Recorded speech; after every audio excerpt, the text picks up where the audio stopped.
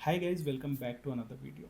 आजकल एक डाउट बहुत पूछा जा रहा है, वो ये है कि सर अलग अलग रैंक की सैलरी क्या होती है sir.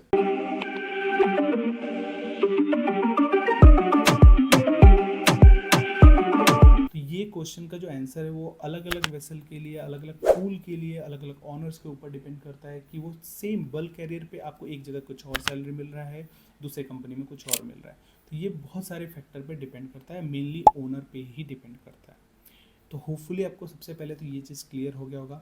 Different type of vessel पे हो तो आपको अलग सैलरी स्ट्रक्चर मिलेगा, बट उसमें भी मैं आपका एक मिथ जो है वो अभी हटाता हूँ।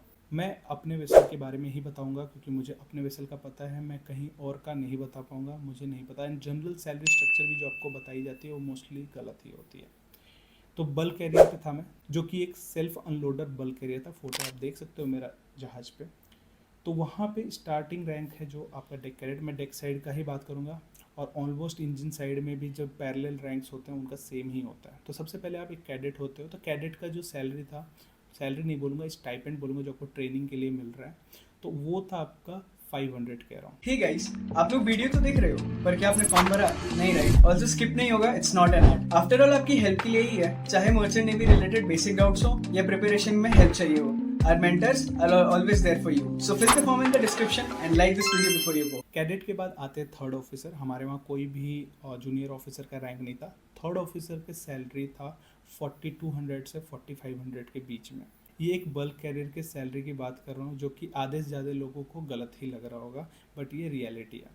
उसके बाद आते हैं सेकंड ऑफिसर की सैलरी पे। सेकंड ऑफिसर का सैलरी डिपेंड करता था उसके सीनियरिटी लेवल पे और उसके एक्सपीरियंस पे, जो कि रेंज करता था 5500 से 6500 के बीच में। उसके बाद बात कर लेते हैं चीफ ऑफिसर के रैंक पे। चीफ ऑफिसर रैंक पे भी आपका जो सैलरी है वो 9000 से 10000 के बीच में रेंज करता था। अब बात करते हैं कैप्टन ऑफ द शिप, जो कि मालिक है जहाज़ का। उसकी सैलरी रेंज करती थी 13000 से 16500 तक, डॉलर में। सारे सैलरी डॉलर में। तो आप एक काम करो, जितनी भी सैलरीज मैंने यहाँ पे डॉलर्स में बताई हैं उसको नीचे कमेंट में कन्वर्ट करके लिखो। सबसे पहले आप लिखोगे कैप्टन का, उसके बाद नीचे जाना धीरे धीरे chief officer, second officer, third officer and deck cadet का। होपफुली आपको समझ में आ गया होगा सैलरी स्ट्रक्चर जो मेरे वेसल पे था। यही था बल्क कैरियर सेल्फ अनलोडर पे सैलरी स्ट्रक्चर, जो कि मोस्टली आप लोग को लग रहा होगा कि बल्क कैरियर पे इतना सैलरी तो मिलता ही नहीं है। मैं आपको एक और बात बताता हूँ। जो हमारे बल्क कैरियर का सैलरी था वो मोस्ट ऑफ द कंपनीज के जो टैंकर वेसल थे उनसे ज़्यादा था। ये भी आपका एक जो मिथ था कि टैंकर पे बहुत ज़्यादा सैलरी था, बल्क कैरियर पे नहीं होता है, वो भी आपका आई होप मिथ जो होगा वो बस्ट हो चुका होगा। तो ये था सैलरी स्ट्रक्चर। बाकी किसी और के बारे में एक्सपीरियंस डेफिनेटली जब मिलेगा तो मैं आपको टैंकर्स और गैस कैरियर का भी ज़रूर बताऊंगा। बट फिलहाल आज के दिन जो मैंने आपको बताया है उसको कमेंट सेक्शन में रुपीज़ में बताओ कि क्या रेंज बनता है आपके एक एक रैंक के सैलरी का। होपफुली आपको वीडियो अच्छी लगी तो just give it a like. कोई भी doubt put in the comment section, मैं वहीं पे आपका डाउट क्लियर कर दूंगा। And thank you for watching this video. Do you guys want the updates regarding the exam forms or the maritime industry in general?